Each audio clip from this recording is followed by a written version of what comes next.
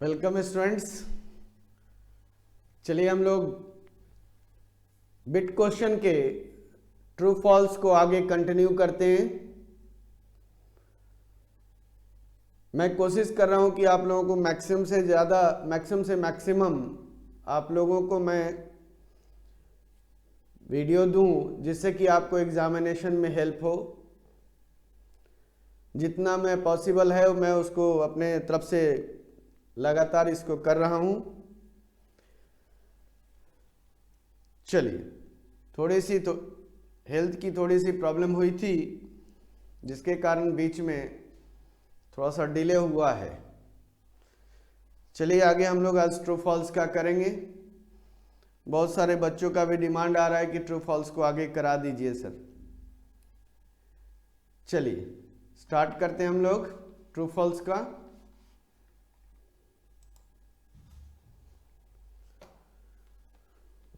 Question में सबसे पहला 31, 30 तक तो हमने कर लिया था। 31, standard performance is the natural rate of working of an average operator when he works finder proper supervision but without any financial motivation। यह स्टैंडर्ड परफॉर्मेंस कह रहा है कि नेचुरल रेट ऑफ वर्किंग है जिसमें किसी भी ऑपरेटर को उसकी सुपरविजन में रखी जाती है विदाउट एनी अलाउंस यानी फाइनेंशियल मोटिवेशन। देखो, जब आप स्टैंडर्ड परफॉर्मेंस की बात करेंगे तो आपको इंसेंटिव भी अप्लाई की जाती है, क्योंकि वहाँ पे हम किसी भी वर्कर्स का स्टैंडर्ड मेजर कर रहे हैं, उसी के अनुसार उसको डिफरेंट तरह के हम इंसेंटिव्स देते हैं। तो यह स्टेटमेंट तो विदाउट फाइनेंशियल मोटिवेशन यह सही नहीं है, यह फॉल्स है। 31 इज फॉल्स, 31 फॉल्स है। 32, allowance of all non-availability of material, power, failure and breakdown machine are provided for the standard time of an operation job। अब allowance किसके लिए? allowance for non-availability of materials, power, failure। कोई भी work होता है हम लोग टाइम अलाउंस देते हैं स्टैंडर्ड टाइम कैलकुलेट करने के लिए। स्टैंडर्ड टाइम कैलकुलेट करने के लिए क्या करते हैं? नॉर्मल टाइम में हम ऐड करते हैं किसको? नॉर्मल टाइम में हम लोग ऐड करते हैं किसको? अलाउंस को, जो कंटीजेंट अलाउंस है या हमारे पास कह सकते हैं रेस्ट एंड पर्सनल अलाउंस। तो ये सारे फटीग अलाउंस ये दी जाती है। रेस्ट एंड पर्सनल अलाउंस से फटीग अलाउंस होता है, ना कि कोई भी मटेरियल या ब्रेकडाउन हो गया उसके लिए अलाउंस होती है। यह फॉल्स स्टेटमेंट है। 32 is false statement. 33, it is justified to consider the effect of working condition both work measurement and job evaluation। बिल्कुल ट्रू है। अगर हम कोई भी वर्क का मेजरमेंट कर रहे हैं तो मेथड भी हमने स्टडी कर रहे हैं। मेथड स्टडी करने के बाद ही वर्क मेजरमेंट करते हैं तो जॉब का इवेल्युएशन भी होता है वर्किंग कंडीशन में। 33 इज ए ट्रू स्टेटमेंट है। This is the true. Question number 34 कहता है कि increase in productivity leads to entrenchment of workforce. Simple से तो फॉल्स तो साफ नजर आ रहा है कि अगर आपका प्रोडक्टिविटी इंक्रीज हो रहा है तो वर्कफोर्स को क्यों आप रिट्रेंच करोगे? अगर वर्कफोर्स के कारण अगर आपका क्या है, आपके वर्कफोर्स के कारण प्रोडक्टिविटी इंक्रीज कर रही है तो आप क्यों रिट्रेंच करोगे? उससे कारण हमारा क्या हो सकता है? प्रोडक्टिविटी रिड्यूस भी होगा। That is the false statement. 34 is false. 35, in a view of rapid technology advancement we would not concentrate on labour productivity. ये भी हमारे पास फॉल्स स्टेटमेंट है। टेक्नोलॉजी बढ़ रही है तो क्या मुझे लेबर की प्रोडक्टिविटी से मतलब नहीं होगा? क्योंकि सारा मशीन तो वर्क करेगा। क्या करेगा? यानी अगर मैं देखता हूं मशीन के, अगर मैन्युफैक्चरिंग सेक्टर में चाहे असेंबलिंग सेक्टर में किसी भी चीज हो, तो मेरा ऑपरेटर भी तो लेबर में है। तो अगर मैं ऑपरेटर की प्रोडक्टिविटी नहीं देखूं, सिर्फ मशीन की प्रोडक्टिविटी को देखता हूं, तो हमारा मशीन को कौन ऑपरेट करेगा, सही तरीके से कौन करेगा? जहां पे मैनुअल वर्क होगा तो उससे हम वर्कर की प्रोडक्टिविटी क्यों नहीं देखेंगे? तो ये भी फॉल्स स्टेटमेंट है। 35 is false statement.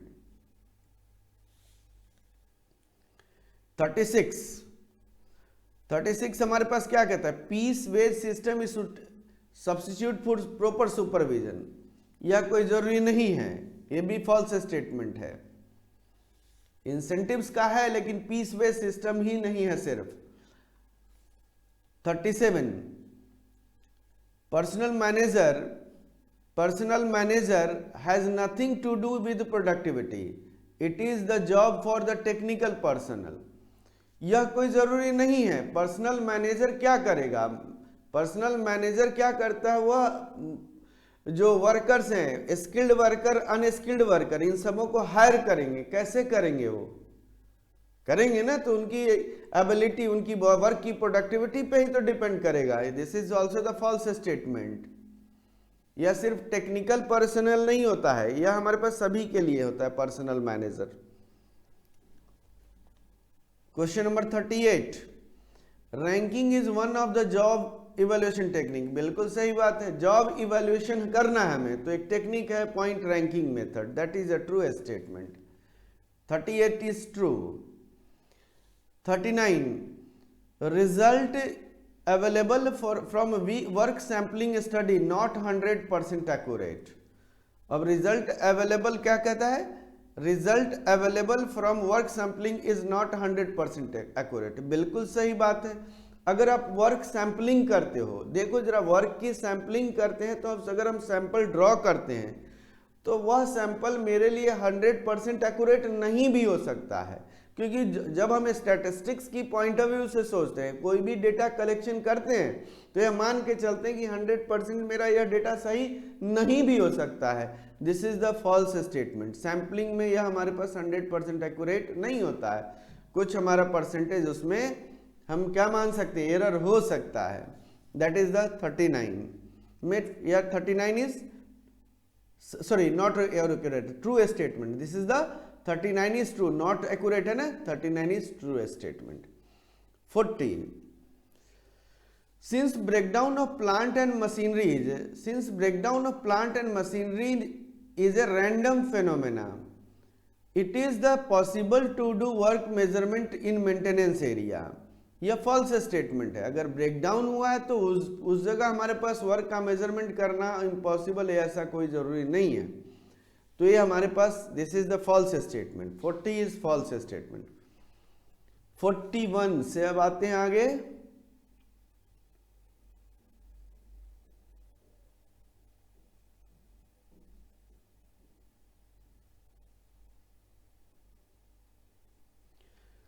Job evaluation, देखोगे job evaluation does not help the performance rating. ये तो ऐसे ही हमारे पास फॉल्स दे रहा है।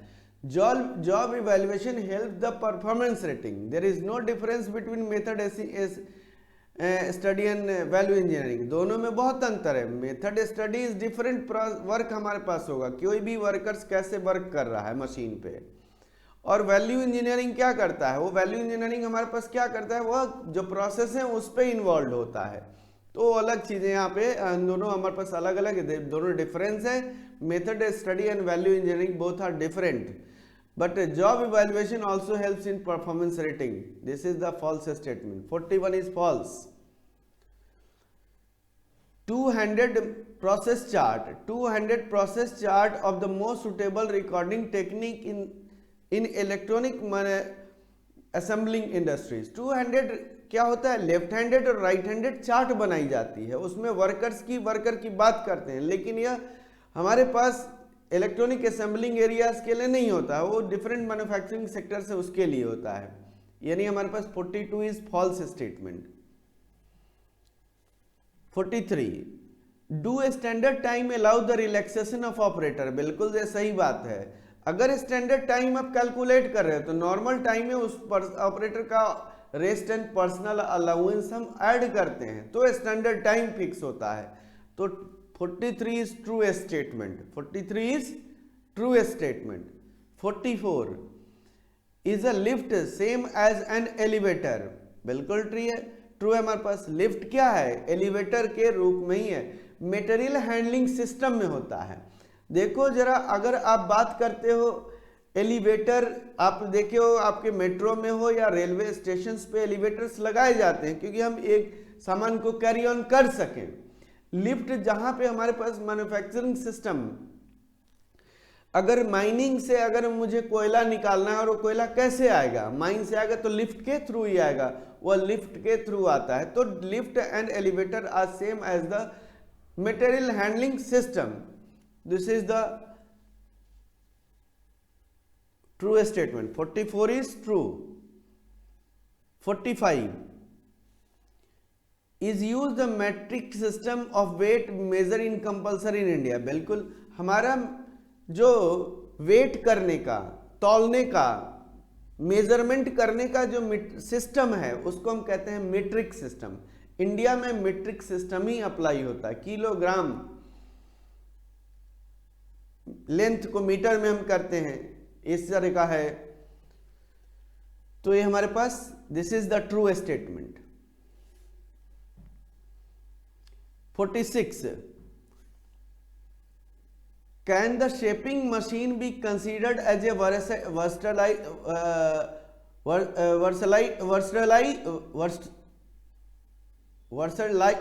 versatile machine tools. Consider a versatile machine tools. अब मशीन शॉपिंग मशीन है, शेपिंग मशीन. अब किसी भी चीज को हमें शेपिंग करना है. मान लिया कि आप एक कारपेंट्री में आते हैं, तो लकड़ी का शेपिंग करने वाला जो टूल्स होगा, क्या वह ये जनरल टूल्स के रूप में यूज होता है? ऐसा नहीं है. तो इसलिए shaping tools is not a versatile machine tools. सबके लिए हम अप्लाई नहीं कर पाते हैं. This is the false statement. This is the 46 is false statement. 47 does the factory act in India allow the employment of women in all industries. 47 does the factories act. यह कोई जरूरी नहीं है, ये फैक्ट्रीज एक्ट में इस तरह का कोई ऐसा नहीं है. This is the false statement. 48 is a break even analysis is a management tools. Yes, break even point तो मैनेजमेंट का पार्ट ही. अगर कोई भी अगर मैन्युफैक्चरिंग कर रहे हैं, उस मैन्युफैक्चरिंग में अगर मेरा ब्रेक इवन पॉइंट मेरी मैन्युफैक्चरिंग से ज्यादा है तो मेरा क्या होगा? लॉस होगा कि नहीं होगा? अगर ब्रेक इवन पॉइंट से कम है, ब्रेक इवन पॉइंट हमारा कम है और मैन्युफैक्चरिंग ज्यादा है तो मेरा प्रॉफिट होगा. तो ये सारी चीजें यहां पे ध्यान. This is the also the management tools for analysis. 48 is true. 49 with increase in lot size the setup cost per unit decreases. बिल्कुल, अगर lot size बढ़ाओगे तो number of setups कम होंगे. अगर बात करते हैं, अगर टोटल कॉस्ट की बात करें, setup cost plus operating cost, simple सी लॉजिक है. Total cost manufacture cost of production अगर निकालते हैं तो total setup cost plus operating cost is equal to total cost. Setup cost, lot size is larger than number of setup is decrease, कम होगा. Number of lot size हमारा ज्यादा है तो नंबर ऑफ सेटअप्स हमारा कम होगा.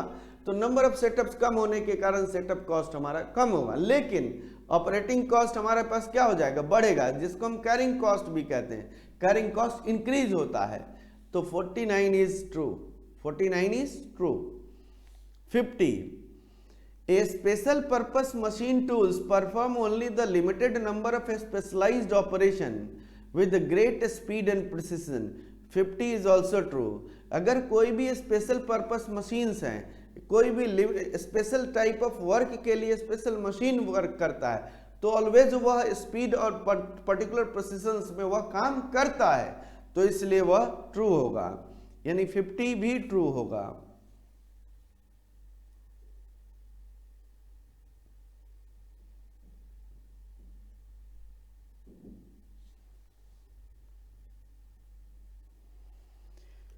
51 Strikes and lockouts are controllable factor affecting the capacity planning. This is the false statement. Capacity planning में strikes और lockout में हम कोई control नहीं कर सकते हैं. This is the false statement. ये management की बात आ जाती है, management का factors है वो.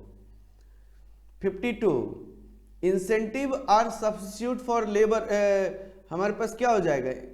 Incentives are substitute for lower wages. This is not a true. Incentives हमारा lower wages का एक substitute है. This is not a. Incentives हम motivations के लिए देते हैं उसको, किसी भी workers के लिए. 52 is false statement. 52 is false statement. 53